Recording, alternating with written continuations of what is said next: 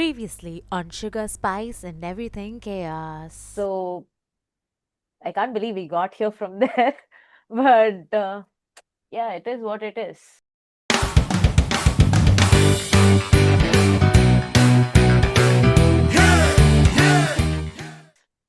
Yeah, so I think the basic mantra I would say for the whole dieting concept is that first, I think it has to be, we have to, think beyond what is right and what is wrong.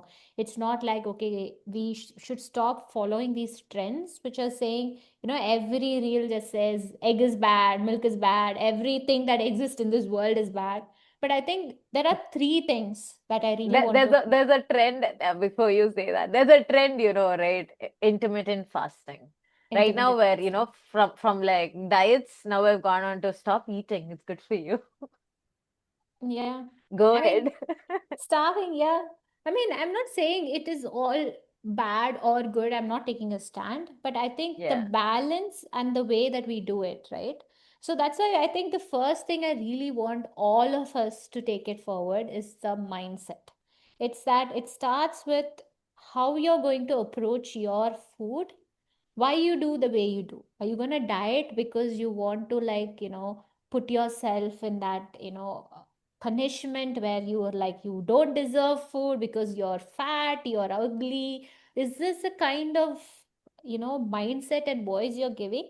Then your body is not going to observe it at all. It's going to work on a stress mechanism, and it's gonna work in a very flight or fight response. I'm not sure if any of you understand. That's basically like your brain's way of fighting that, thinking there's a danger around you.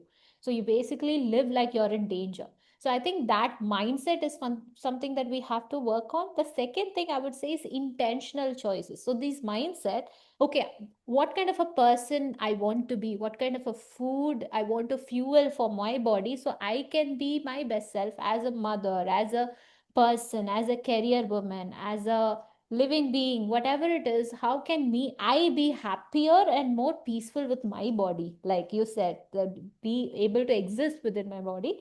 So that we make the second intentional choices, the choices that we make, like maybe going to the gym maybe twice a day, or twice a week, sorry, thrice a week, whatever fits your this one. But again, it all comes down to your priorities, right? If you think taking care of the family is a priority, then you are not doing anything much for yourself, then you're like working on like drained battery, right? So then you have to say that no, this is not my priority, taking care of myself is priority. Then I can do a better job as a mother or a professional woman or a wife or a, friend or whatever it is. You can do that eventually.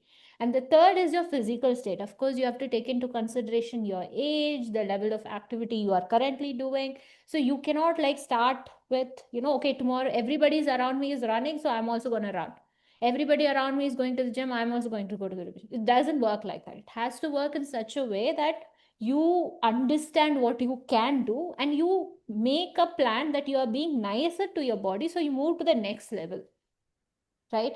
So I think that's something that I really want everyone to think about and apply in their life. What do you think? Do you have any thoughts to add on? I feel like what you're saying is a lot to ask from women who've not been, uh, you know, consistent with self-reflection. Hmm. There's a lot of self-awareness that one requires to be able to do what you just suggested, where I sit with my thoughts, I sit with my feelings, I understand what I need, I understand what my priorities are. I think for a lot of women, right, at least with the way that again society works, there's no personal responsibility here because I mean, as much as we can think for ourselves, it's easier to go with the crowd, right? It's easier to have like a herd mentality. So I think for most women here, the priority of family, the priority of children is not even their choice. It feels so wrong to say I don't want children. It feels so wrong to say I don't feel like taking care of my children. Feels wrong to say I want to go out. I just want to be alone for a little bit. Because every single time that they want to do something for themselves, they are labeled as selfish. They are labeled as all sorts of names. Yeah, kind right? of evil, I Y- think. I was working with exactly. this hospital, and there's like a lot of women who come with postpartum, right? And they clearly tell me, with so much of guilt, they tell me, I don't like my children. I just gave birth. I don't like to take care of them. I don't want that. But I feel so guilty. I feel like a bad person. But I think they need to understand this. It has to all come from your personal choice, right? Nothing was, you didn't choose to do this. You are being forced into it. You are Exactly. not just forced into it, you're also forced to like it and love it now. How can you? How does that work? Yeah. Yeah. The choices that you speak of, a lot of women don't have it. And so it makes sense that women complain a lot. It makes sense that women have a lot more symptoms.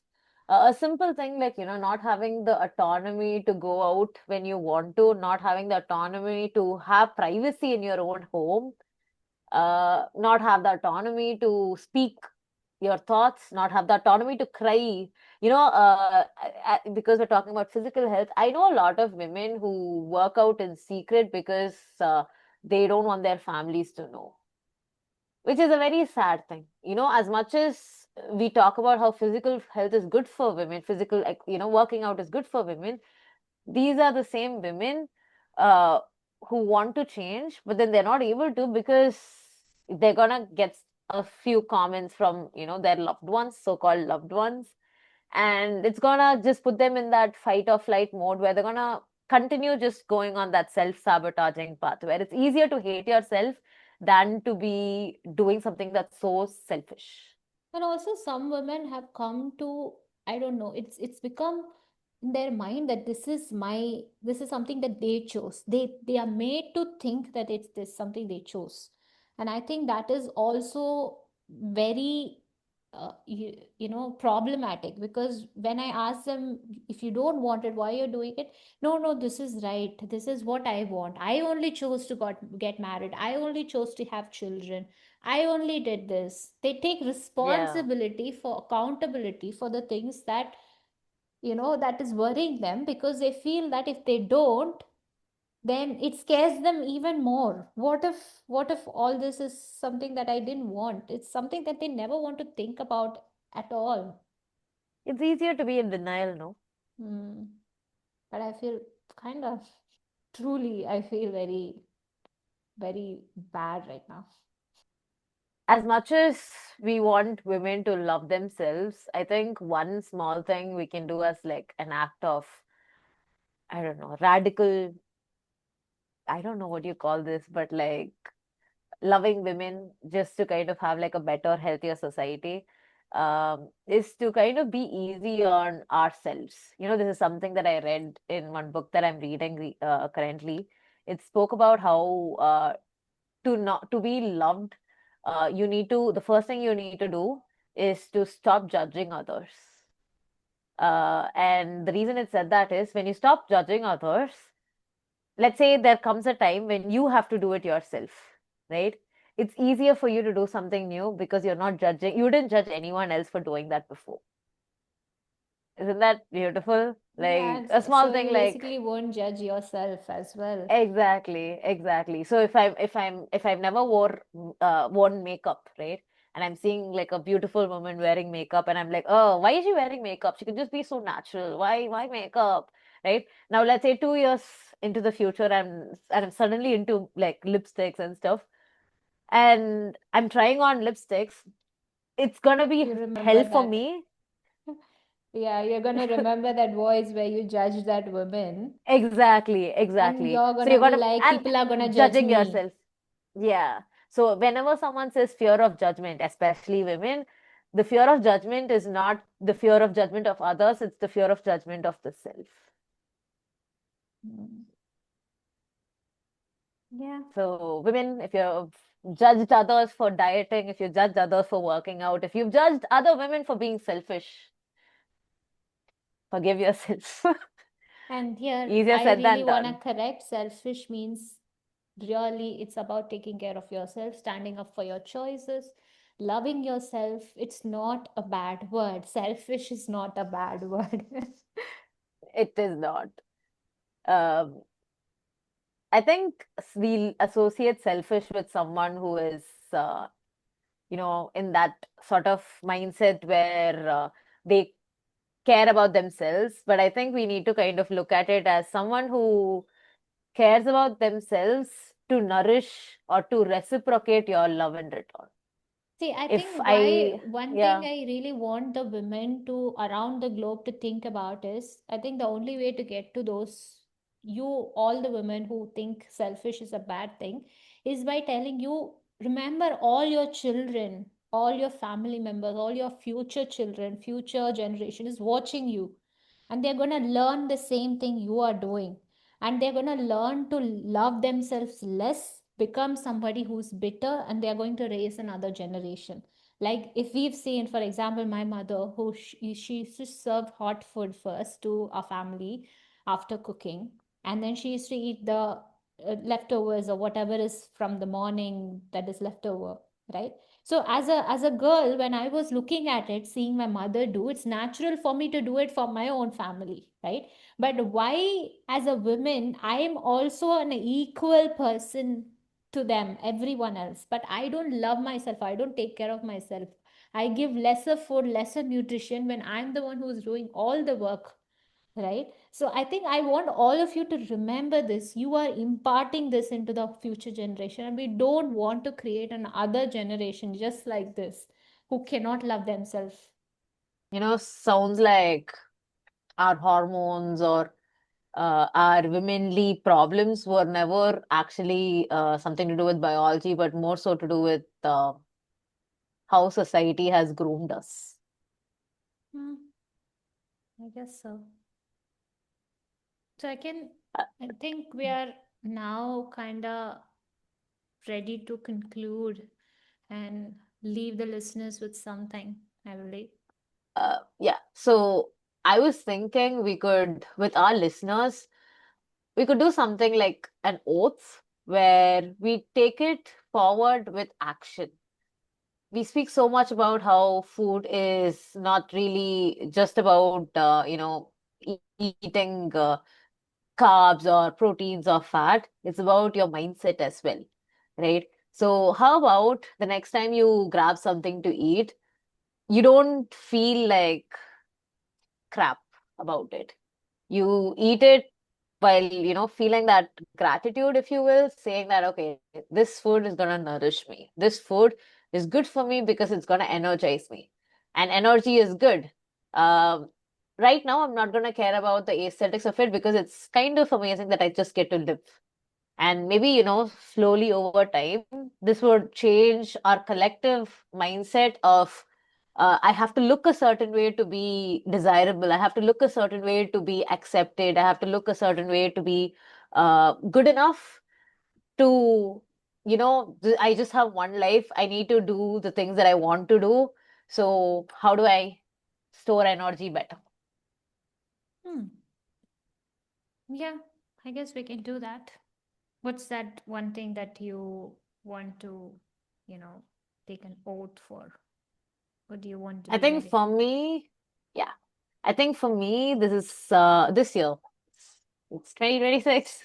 Uh, this year, it's going to be more about moving more, working on just, small wins where I just build a better relationship with my body. For instance, let's say I am craving chocolate. I'm going to say, oh, body, looks like you're hungry for chocolates. I'm going to give that to you with a lot of love, and that's about it. So maybe making better choices as well. Every time I'm eating processed food, I'm going to be a little bit more mindful of how that's gonna not be great. So replace that with like non-processed food, so more organic in nature. So I treat, this very cheesy saying, treat your body like it's a temple. Hmm. So maybe that's gonna be my goal for this year. What about you?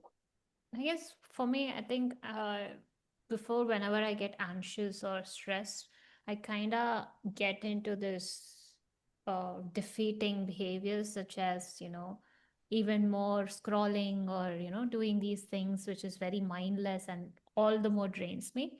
I'm going to choose something that's going to be like, okay, you're stressed. Let's see, I'll probably take myself for a walk. and then say how, just say that you're safe, or you're gonna, I'm gonna do some breathing and say that, I'm really glad you told me that something was worrying you, so that we can together work on it. I think that's something that I want to do for 2026. Yay. Yeah.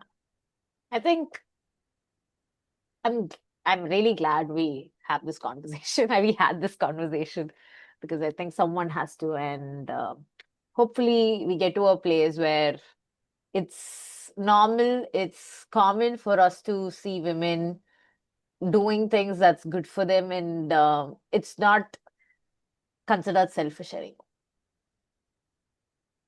So that's it. That's it.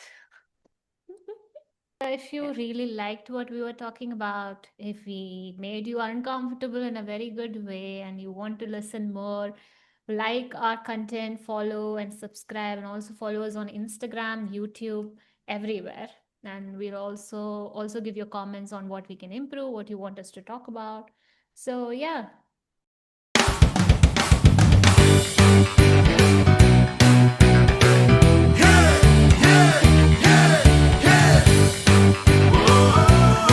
You also On see the that next women were episode of the, Sugar, Spice, and Everything wise Chaos. leaders, right? You go to women to learn. Like women were, I think even today you see old women still being very useful in society. And if this was the place of women back then, why did they give it up to become weak and fragile? This beauty standard doesn't make sense, right? Why would we give that up? Why would we give that power up for this?